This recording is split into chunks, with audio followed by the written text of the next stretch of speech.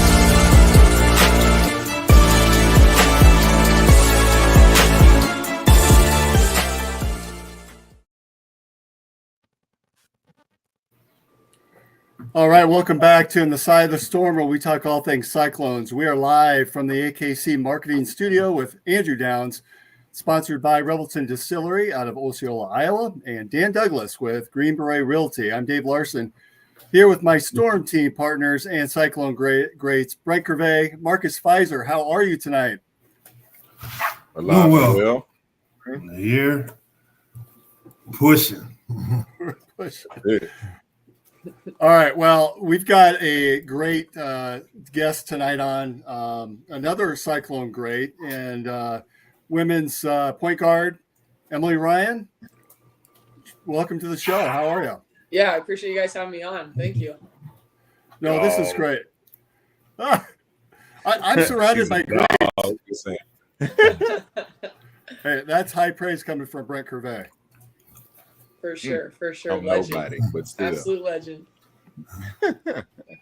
Okay, Emily, when the name Brent Gervais comes up in the locker room or out in the hallways, what are your thoughts on his playing days? You can give us our feedback. I am nobody. I can promise you that.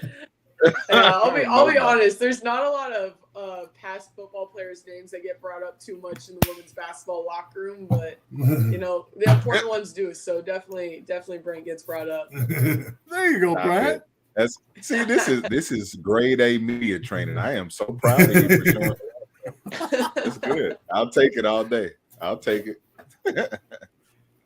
All right, and Marcus Fizer's name. What's his name around the complex? Yeah, I mean, obviously in the basketball complex, you hear a lot more about the basketball players. So, I mean, the legends, Fizer comes up, you hear obviously George, you hear all about him. And so, obviously it was before a lot of our times being Cyclone fans, but, the legends' names never go away. So we still hear them. There you go. Well, awesome. Awesome. I contribute a lot of my success to the women's program. I've always done that. That's never changed. Coach Finley had the women's program so good coming in my freshman year. I didn't want to be, on the other side of the aisle and just not having success. So, man, he really lit a fire up under my ass and made me want it to be better. And I really, really contribute a lot of my success to the women's program without a doubt. I was a huge fan. I always watched. I always came to the games. And for us both to be competitive and be top teams in the conference was definitely an honor for sure. Yeah, it's cool, especially like right now. Both sides of Sukup are successful and in a good place, and so it just kind of brings expectations higher for our side of Sukup when the when the men's side is being so successful, it's like, all right, we got to hold up our end of the stick. So it's kind of fun fueling each other and using that as like a competitive advantage. Yeah, for sure. Although That's back in Marcus's iron right there. There you go. Exactly. Well, and Marcus has told several stories on this podcast about his days in competing against the likes of Megan Taylor. And, you're right, Marcus, you and the women's team got a lot of camaraderie going back and forth between the two teams. Yeah, Megan definitely made me a better shooter, without a doubt. Man, because like I said, my freshman year coming in, and we used to go to the rec and shoot. Man, she was raining those threes from we was playing 1-on-1 to 21. I was like, man, you're not about to beat me. I started posting her up. But she ended up beating me anyways. But like you said, that kind of camaraderie makes you want to be better, makes this team better, and overall makes, the sports, the athletics at Iowa State, that much better. We're starting to get that recognition top to bottom in all sports pretty much of being competitors, not one powerhouse of a team that, you only think about Iowa State with. So what we're doing in football, what we're doing in the women's basketball, men's basketball, all of that, we definitely keep our minds on, and we look and we take notice to it. Even when the Iowa State volleyball women were out here playing UNLV some weeks ago, they were on TV. I watched them on TV when they was out here. So it's a fun time to be a Cyclone, without a doubt. So the women are coming off your first game of the season, winning 96-56 against Chicago State. Interestingly enough, all 11 players who played in the game scored. I thought that was pretty neat to see. And your next game is tomorrow night, 6:30 up at Hilton against Indiana State. Emily, with this year being your final year, how is the team looking? And what are some of the team goals that you have set?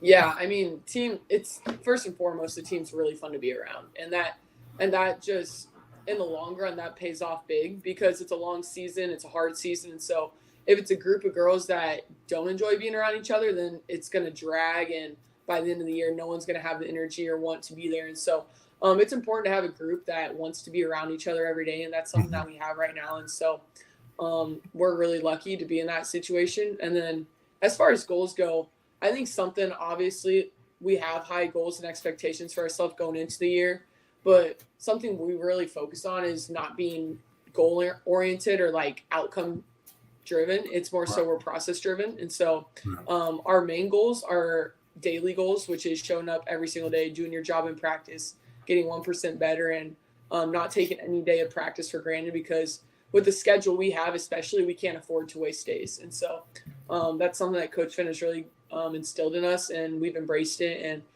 it's just a really fun group that wants to work hard and wants to be successful. And we know the only way to do that is to put in the work. And so that's what people are doing every day. And it makes it really fun to show up at practice every day when people want to be there. So, it's interesting. When you started your career, you had Ashley Jones, and now you have her sister on your team. What's that like to be able to transition from big sister to younger sister and being the bridge between the two? And I guess my secondary question on that is, are you getting any nicknames? Like, are they starting to call you mom or grandma or something like that? Yeah, no, definitely. The freshmen definitely call me grandma. And so, I mean, yeah, it's hard to believe it's 5 years already. And so, like, when they don't, I mean, no one here was here when I was a freshman, and it's just like two different eras almost. And it's hard to believe that I've been here for both of it. And like I say, some of the former players that we played against when I was a freshman, like we played against Dee Dee Richards, like all those guys, they're like, there's no way you were in college at that time. Like it was that long ago. But it's fun. And it's fun being around a group of younger people too, because I mean, being fifth year, you've been through pretty much all of it. You've seen pretty much everything. And so it'd be easy for it to get old and be like same thing, same old thing. But being able to experience everything that they're experiencing for the first time and seeing it through their lens brings another, like, freshens the every single day. And so it's like experiencing it for the first time through them. And so I think that's really fun. But yeah, I mean, Ashley Jones, Kelsey Jones, personality wise, complete opposites. And it's so interesting. Yeah. Yeah. Like Ashley was kind of quiet, reserved, and then Kelsey is as social as you can get. So it's really it's interesting to see the different personalities. But at the end of the day, when they're playing basketball, they're both competitors and they both just put it all aside and do anything they can for the team to win.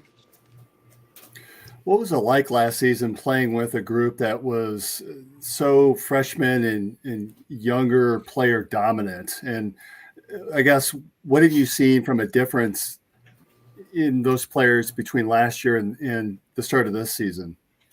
Yeah, I think just having a year under your belt does more for you than people a lot of times realize. I know from my freshman year, sophomore year, it's just a night and day. It's almost a completely different game. The game slows down. You understand what's happening. You're not constantly scared every day. Being a freshman, you have no idea what to expect. So you're nervous every single day walking into practice, and you're just trying to make yourself established in the program. And so moving on to your sophomore year, it's just you can calm down. You can enjoy the process a little bit more. And so in this group, I mean, last year they came in as freshmen and they took over. Like they have the right personality to where they weren't going to let the moment be too big. And so it's been really cool to watch them progress, and they've set themselves up to be in a good spot.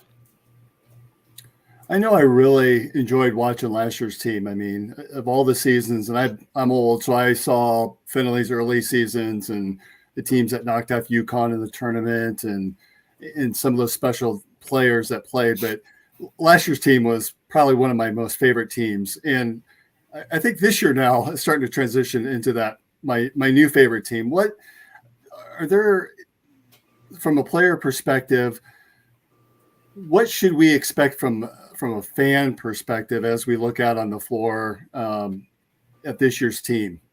Yeah, I mean, obviously, Audie Crooks is really good. Like, there's nothing more to it than that. And she has the personality that draws a lot of people in. And so she's someone that garners a lot of attention on our team and brings a lot more eyes to our team. And being a hometown kid, she's from Iowa. She's been Iowa State growing up. And so she brings a lot of attention to our program, and it's all great attention. And she does things the right way. And so she kind of anchors it all. And she is obviously going to be, she's a preseason All-American as a sophomore. And so she's someone that obviously everyone's super excited for. And then you have Addie Brown, who's coming back. She's even better than she was last year as a freshman. And just the amount of work she put in this offseason and put herself in that position is super exciting. And so, I mean, all in all, the exciting thing about our team is that it's not going to be one person every night. You never know from top to bottom whose night it's going to be. And that's really exciting for us because obviously Audie's going to get hers, Addie's going to get hers. But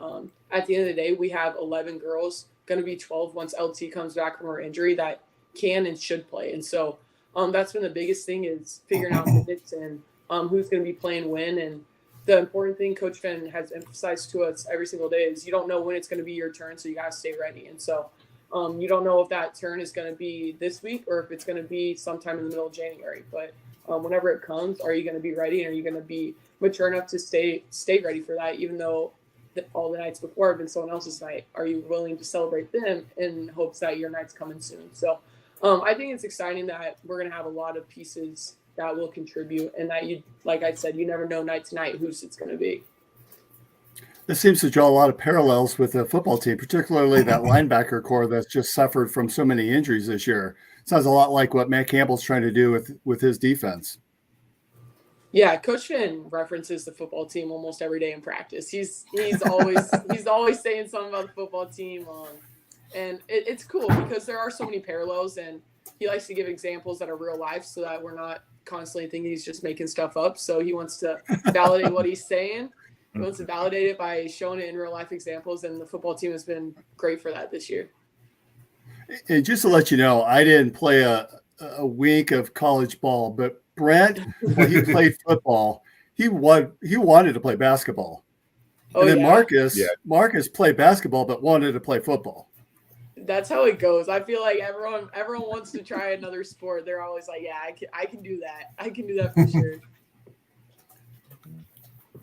Yeah, I just did. kind of wanted to play baseball a little bit too. Baseball? Yeah, a little bit. Not an option at Iowa State, unfortunately. it was an option when I was in school. Oh, was it really? Yeah. We had a men's baseball team. Is the softball still there?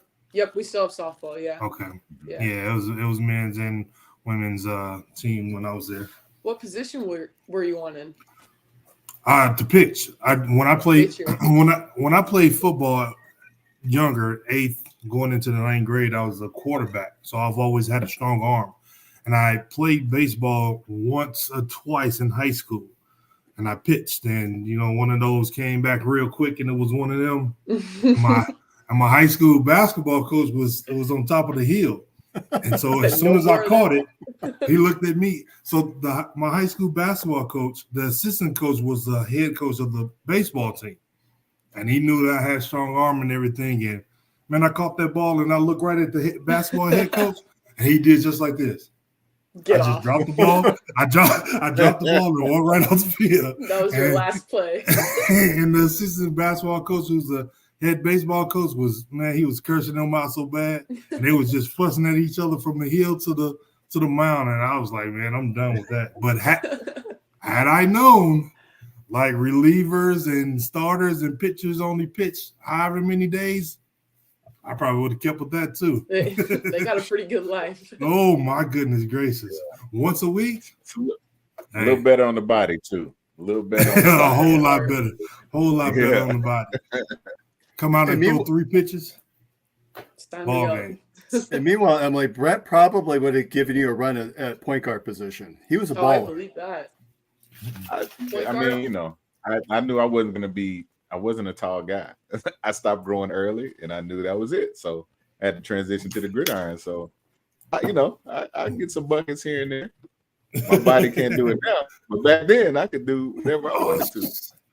My body can't even hardly do it now, man.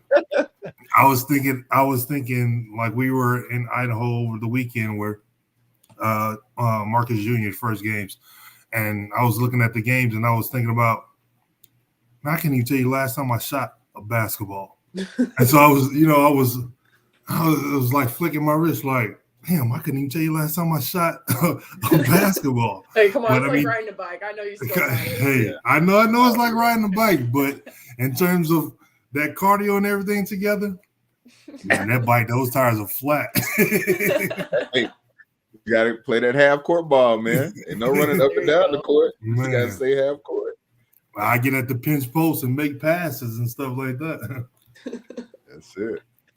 So, Emily, you came from a small town in Kansas, and you were quite a scorer back then. And I understand you also played tennis. Tell us a little bit about your high school career.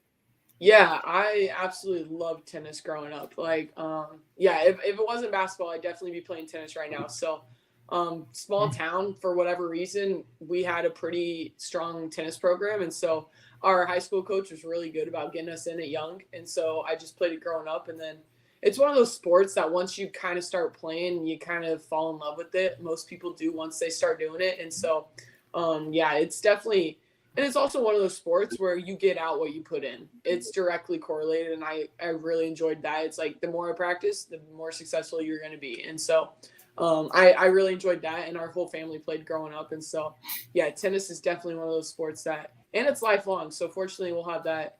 I'll be able to play that for a long time. Do you still get out and play much? Yeah, when it's obviously not snowing here in Iowa, we like to get out. But whenever I go home, we're always playing tennis. We started picking up some pickleball. Our team's a big pickleball team, so we taped down a court in Sukup just recently, so we have a court for winter. So I had a tennis class. Yeah, but I would say it. I think I took the same class. It was like at 2:00, and eventually it was like, go ahead and go to practice. Yeah. Yeah, go ahead and go to practice. Get the credit. That's good. So, Emily, let's say you have a tennis match. It's you against Brett and Marcus. Who wins? I mean, high school me, I might have won, but I'm rusty. I don't have it anymore. I've lost that touch. Come on now. You still got it. Trust right. I haven't swung the rack since then too. we see that ball coming off the rack at 90 and 100 miles per hour. We can't stop that. Yeah, Not you at all. won't see my ball coming off that fast. I guarantee that. It'll seem like that probably. Be a whole lot of Well, you. Yeah, I'm not swinging Yeah. none of those. What's Well, supposed to Emily, be? Come on. you may have that chance because I think Marcus is going to be back for the 25th anniversary of his 99-2000 Elite 8 team. Oh yeah, when are they doing that? Do you know? Marcus, January, right? January the 3rd through the 4th. Oh, If that happening is more likely than her having a chance to beat us in tennis. That's not happening. Them knees, come on. In the winter too? You think these knees gonna That's get on crazy, the tennis? yeah. Nah, not even happening. I want to be able to walk around, and socialize while I'm there. during that event. That'll be fun. Emily, what's it like playing in front of a full crowd at Hilton Coliseum? I look back and I wasn't able to make it up Monday. It was that day game, and I looked like it was pretty darn close to a sellout crowd. What's it like playing in Hilton with such a rabid fan base? I mean, Iowa State women draw generally your top 10 almost every season now. What is that like as a player for such a fan base? Yeah, I mean, it makes such a big difference, first of all, in the games.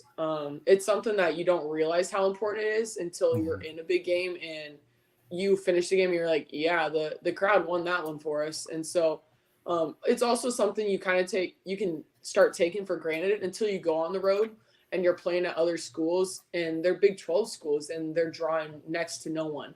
And it's like, dang, I couldn't imagine showing up every single night and having to play in front of that. It's just obviously college sports are super fun already. And that just adds another layer to it, is being able to show up every night and just having that support. And the thing is, they truly care. Like, these are fans that have been coming for a long time. It's not something new. Iowa State's always had huge crowds for women's basketball. And so they're true fans. They're loyal to it. They care a lot. And so it makes it so much fun. Like you said, it was Monday at 11 o'clock and we had a ton of people there. And it's also really fun seeing the transfers coming and they're like, you get that many people every game. And we're like, yeah, it's just kind of how it is here. But right, it's early too. Yeah, it's so fun. And this year that we're expecting big crowds because there's a lot of excitement around the team. And there's just a bunch of momentum around women's basketball in general. And so it's something exciting. And just to see the growth of women's basketball from when I came in as a freshman to where it is now, it's unreal. And it's night and day difference, but Hilton Magic has stayed consistent through all that. And so we're ahead of the time as far as the trend of women's basketball being cool. And so Iowa State's been like that, and it's not something new here. Absolutely. Last month you shared some very important news about your health and some of the battles that you were going through that really no one knew about it. You want to share a little bit about that? And I'm curious as far as how you went about deciding, hey, this is something I want the public and our fan base to know about, and what those discussions were like, maybe with some of the coaching staff, and how to best present that. Yeah, I mean, I presented the idea to him just because in my mind, we have such a great platform here. And so I think it's important to use it for good things and not take it for granted. And so it was a message I felt was important. And the support I had from the coaching staff and everyone here at Iowa State was full go the whole time. And so that made it way easier. And like I said, it's just something that I felt was important to share as far as raising awareness and just hopefully helping someone else out. If it helped one more person out, then it was all worth it. And so in my mind, that was the important thing about it. And so just being able to use the platform that we're given in the right way and not just take it for granted is something that I wanted to do. And I was just lucky enough to be in a situation where I have the support I do have, and Iowa State provided that. Well, certainly it's a very important message in being an alum, a fan, a dad, and a father of a young daughter. I know, Marcus, you are too. And Brent, you have a daughter too, right? She's in I think, that's something that I think I just want to say thank you for sharing. And, it's a really important message to get out there. So young women and just young people in general can hear that and say, hey, I'm not alone, and there's help that's out there, and to be open about it. So, thank you for so much. And obviously you've got the love and support of all of us as fans and alumni. Yeah, I appreciate that so much. And that's what's special about Iowa State is that regardless of what's going on the court, they're always going to support you off the court. And that's what makes this fan base so special. So Coach Fennelly, you talked a little bit about him previously. I was a young coach and asked to sit in on a very early basketball practice back when Lindsay now Fennelly, was a freshman. It was interesting to watch a practice take place in Hilton Coliseum at that time. Mm-hmm. And in seeing him today, that he's still there and what he's been able to build.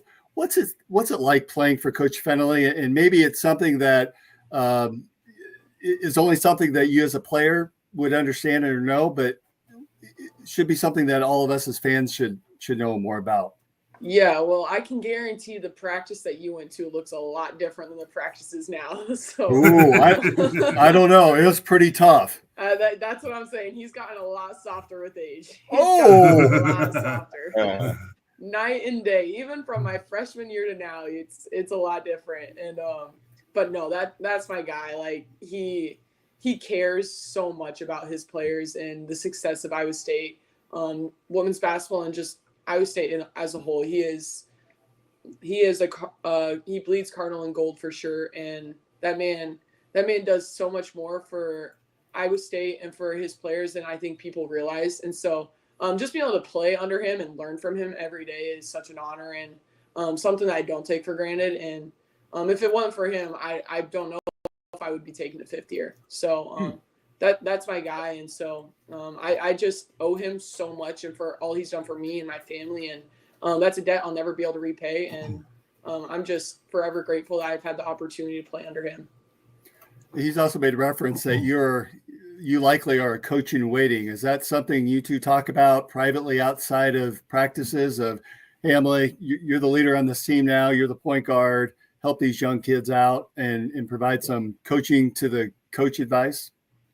Yeah, I mean, he says almost every day, like it's your responsibility. It's your team that you gotta lead them and put them in the best position possible every single day. And so I'm excited for that opportunity. And he trusts us so much to where one of his things is good teams are led by coaches, great teams are led by the players. And so he embraces that and he wants us to lead ourselves, and he'll obviously step in and provide his input when need be. But at the end of the day, he's like, it's going to be up to you guys how far we want to take this team. And so, and I just think the way he's evolved as a coach has been really, really cool to see, even as with the changing landscape of college athletics in general, the way he's had to adjust and the way he has. I mean, you see it in the way he's handled the portal. He goes out and he brought in some incredible transfers for us this year. And so for him to be getting at the end of his career, I think is safe to say. And for him to still be willing to evolve, it says a lot about who he is as a person and how willing he is to succeed in whatever it takes. So Brent came to Iowa State via Houston area. Okay. Marcus came through Louisiana/Michigan. How did you get recruited to Iowa State, and why Ames, Iowa for you? Yeah, I mean, it's pretty much a typical recruiting process. You go to tournaments, people see you, they reach out. And so Coach Fennelly reached out to me. And honestly, I knew if I was going to go away from home, I wanted it to feel kind of like home. And being from a small town, Ames felt that way for me. And so it immediately felt like home.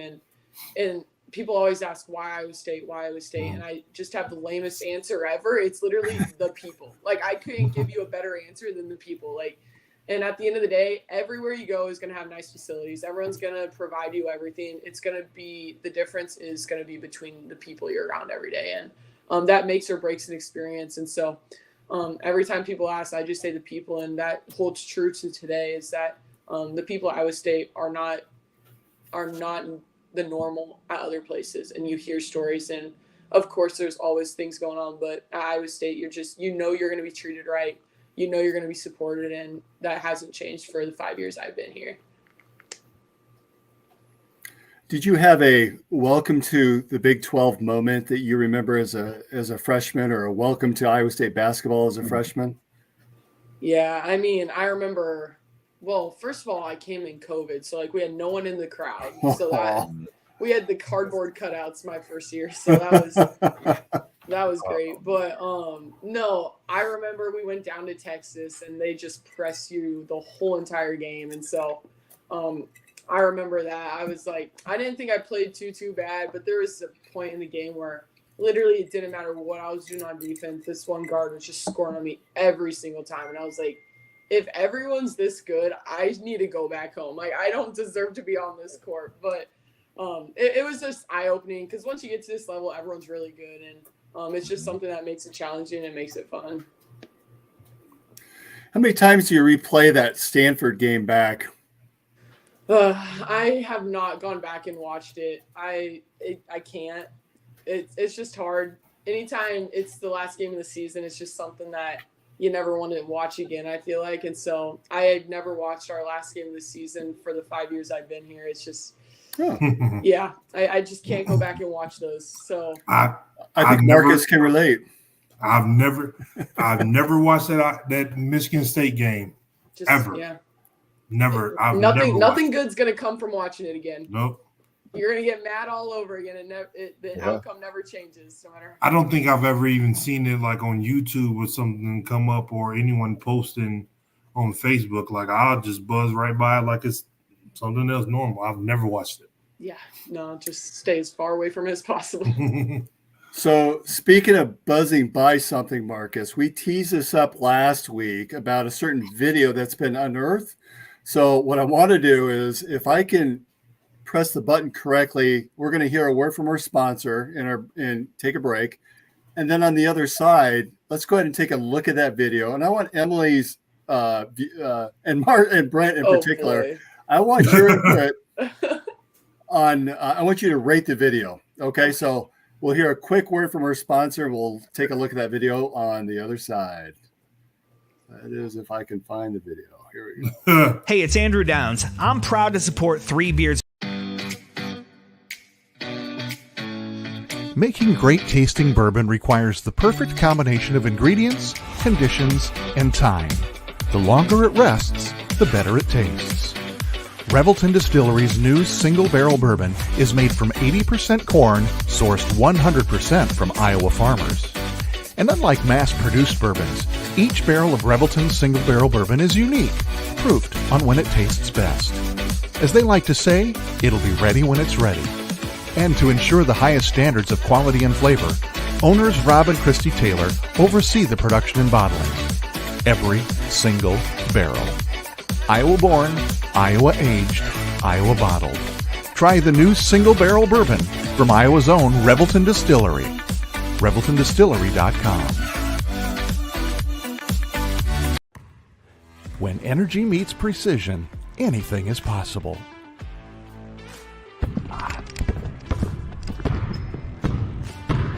I'm Carter Hawley, the Chief Energy Officer of the Iowa State Cyclones. I'm full of energy on and off the court, but nothing gives me more energy than helping families find their dream home.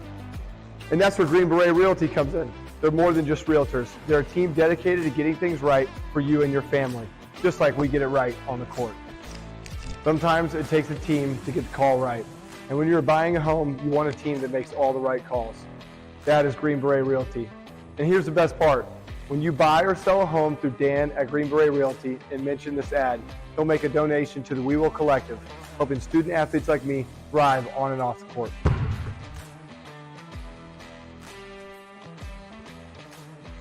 Green Beret Realty, because getting the call right means everything.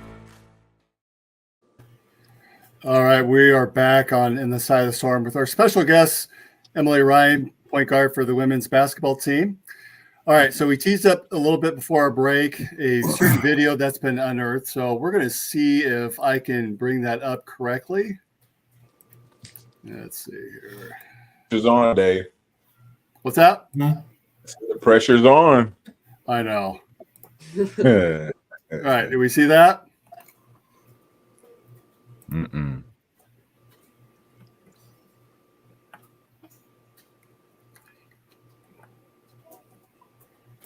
All right, first, Marcus, what about the goggles? I don't think I ever saw you wearing goggles up in Ames. Oh, is that video? Shit. No, I hated goggles. My dad wouldn't let me wear contacts in high school.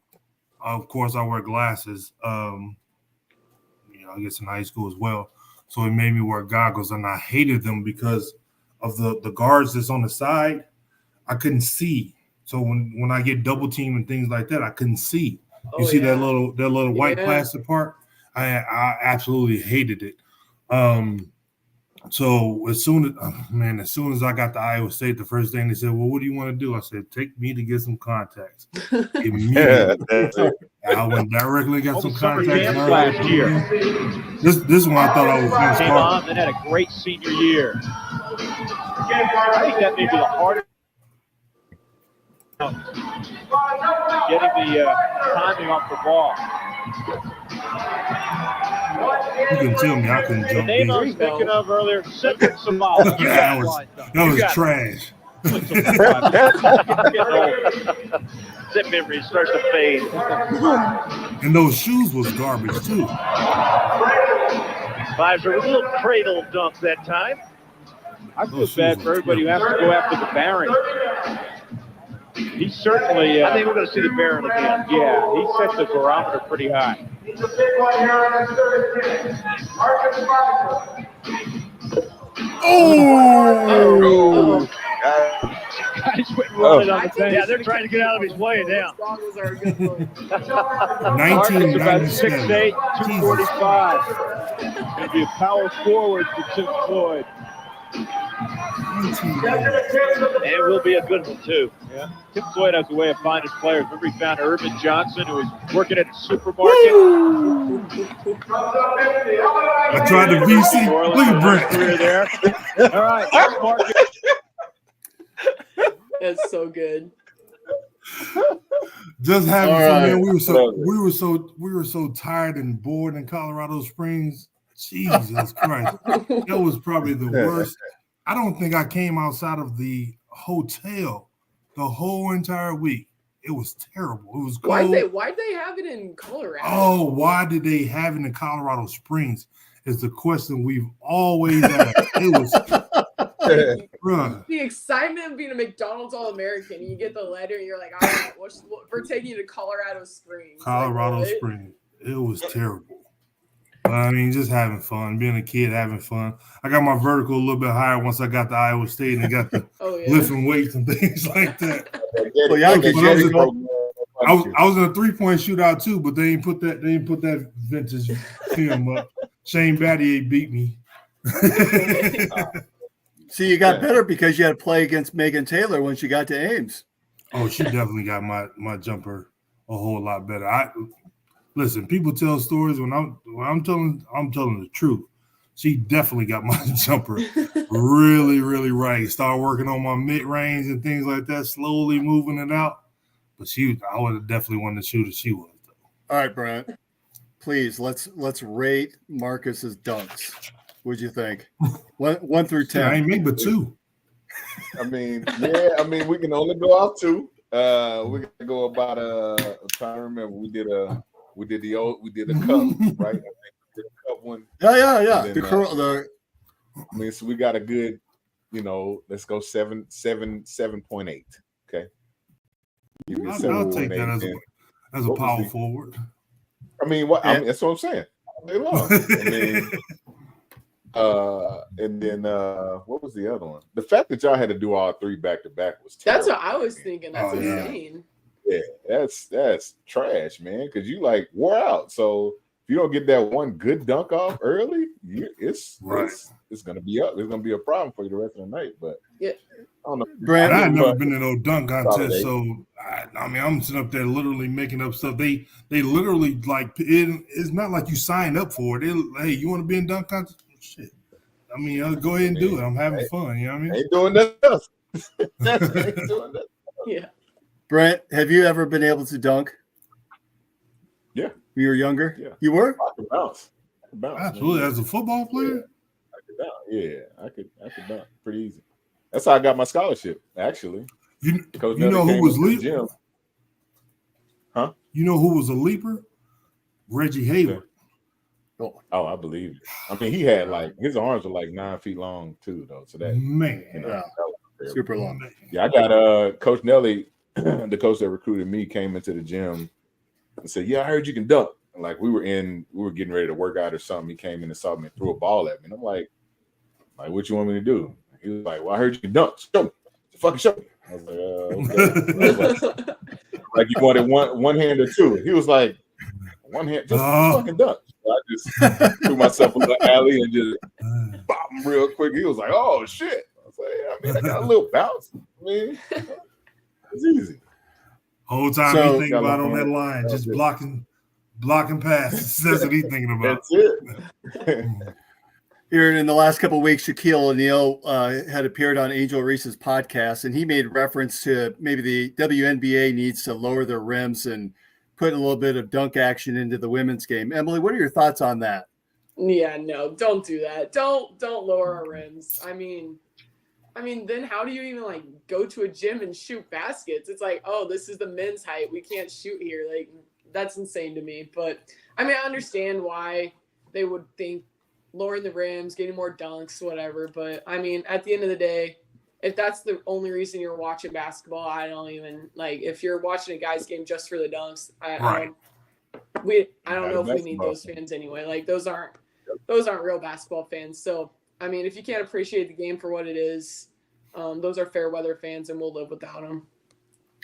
I saw someone comment and said that well, maybe they should move the free throw line closer when you shoot. Right. Yeah, for real. He didn't respond to that. That's great. Like move the free throw line to the block? Yeah, right. Well, and don't you think that the women's game is really basketball how it's intended to be? There's a lot of flow to it. There's a lot of action, a lot of shooting. I mean, I don't know. With all due respect, the NBA game, just I barely recognize it anymore. Yeah, I mean, I think the toughest part for women's basketball is that it's always going to be compared to men's basketball, and at the end of the day, it's the same sport, yes, but it's in a lot of ways it's not. It's played very different, and that's just based on genetically what females can do compared to males, and so it's a lot different, and guys are able to get away with doing a lot of things because physically they're capable of doing it. But on a women's court, there's a lot more fundamentals that have to happen because physically you can't disguise it by being a freak athlete and jumping out of the gym. So obviously being basketball, they're going to be compared, but they're two very different sports as far as how that goes. And so I think that's the biggest thing is that you can't start comparing the NBA to the WNBA. It's two completely different sports. And as soon as people start getting that into their mind, they'll be able to appreciate more so what the WNBA is versus what it's not. And I mean, we've taken big steps towards that, obviously, the last couple of years with Caitlin doing what she's doing. And so we're moving the right direction, and it's really cool to see. And I think it's only going to keep moving that way. Yeah. Who's the toughest team that you've played in the past? I don't really talk about the upcoming season because that still needs to be played out. But looking back through the course of your prior 4 seasons, is there a team or a player even that just you either maybe enjoyed facing up against or looked at and thought, oh boy, it's going to be a long night? Yeah, I mean, obviously Caitlin Clark is everything as advertised and more. She is unreal, and it hasn't been, and I don't think there ever will be another Caitlin Clark as far as what she's able to do on the court. And so obviously she's the best player we've ever played against. And then team-wise, I mean, my freshman year we played South Carolina, who was coming off a national championship. And so obviously they were probably the best team we've played, but consistently year in, year out, Texas is always that team that they're always really, really good, always have great athletes, and they're playing a type of defense where they're flying around for 40 minutes. And so every time going into that game, you're gonna be leaving the gym feeling a little sore the next day, but they're fun battles for sure. Yeah, my son and I were down there last year for the Big 12 championship game against Texas, and boy, it was really fun to watch this team play and the grit that everyone showed. And it was just too bad that of all teams to win that final season in the Big 12 was Texas. Yeah. I mean, goodbye, I guess, but it would have been fun to end with a win. Yeah. So a couple of players that I really enjoy watching, obviously you're one. Audie Crooks gets all the headlines, but Addie Brown and Ariana Jackson. I mean, what's it like playing with those two as teammates day in and day out? Yeah, I mean, Addie Brown just can do everything on the court, and it's so smooth too. And she doesn't have to press to make it happen. She can just do it. She's naturally a baller, and so her basketball IQ is unreal too. And so obviously she's super fun to play with. And then you have AJ, who's just an absolute dog, and she embraces that, and she knows her role, and she knows she can be one of the best defenders in the Big 12, and she's excited to show that this year. And so it's something that I'm really glad our fan base appreciates, because I think a lot of fan bases wouldn't appreciate necessarily all she can do for our team. And so it's good that we have a fan base that recognizes it, because she does so much for our team, and it doesn't go unnoticed by her teammates, that's for sure. And so it's such a fun group between her, Audie, and Addie. They are so fun to play with, and then Kelsey's in that group as well. And so it's a freshman class last year that are now sophomores that will go down in Iowa State as one of the best classes to come through. And so I'm just glad that I've had the opportunity to play with them. Is Addie Brown being overlooked? I mean, yeah, I think she is. She's just coming off her freshman year, so obviously she only has 1 year of exposure under her belt. So, but I think after this year, it's going to turn a lot of heads. And just every day in practice, there's just a few plays where you leave and you're like, yeah, she's just really good at basketball. Me and my assistant coach, almost every day, she does a couple things, and it's just like she gets it, and she has that it factor. And she obviously deserves probably way more attention than what she's getting, but I think it's coming, and it's something that she's not worried about. She's like, it'll come when it comes, and at the end of the day, she's not too focused on that. She just wants to do what she's got to do to help the team and help us win. As a casual Iowa State fan, is there a player that you think we should be on the lookout for that might really stand out this year? Yeah, I think last year, Elisa Williams obviously redshirted because she transferred a little bit late, coming from LSU. So she's seen high-level basketball. She has worked really hard to get to the spot she's in. So obviously we have Audie, and so Willie will be kind of getting minutes behind her. But she's put in a lot of work, and she's playing really good basketball right now. And then obviously we have a freshman that started our first game, Eiley Tankey. She's just one of those kids that she doesn't always look the part. She's not the fastest, most athletic kid on the court, but she's always in the right spot. She's always doing the right thing, and she's just super solid, and she can shoot the heck out of the ball. And so I think obviously Iowa State women's basketball is known for their shooting, and so I think the fan base will get behind her really quick because she can shoot the ball really well.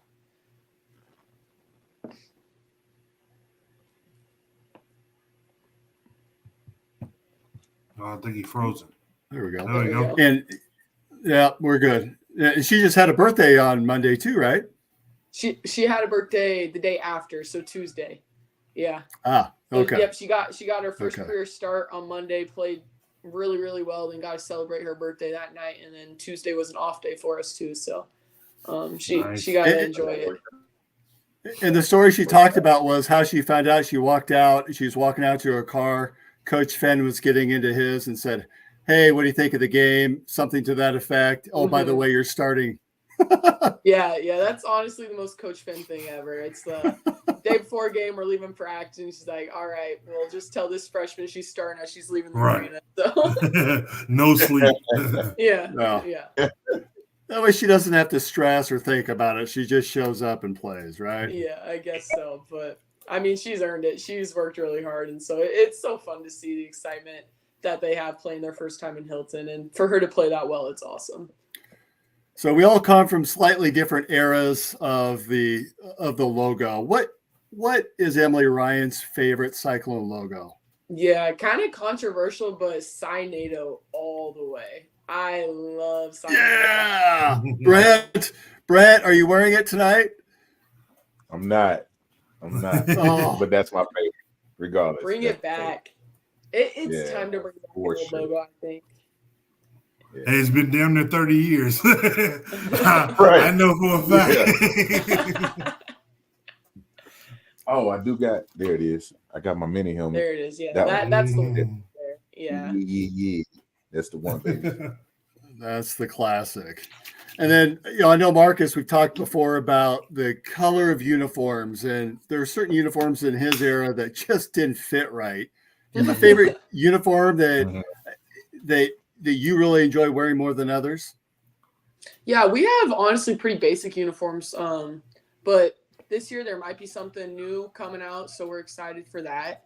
Ooh, that's as far a as tease. uniforms go. So that'll be something to look forward to for sure, and we're excited for that one. But I mean, obviously, the Cardinals definitely got to be at the top of our list. We love our Cardinals, and so they're pretty basic, but those are our go-tos for sure. Okay, well, that sounds like a tease to make sure that if you don't have your season tickets, now's the time to pick them up.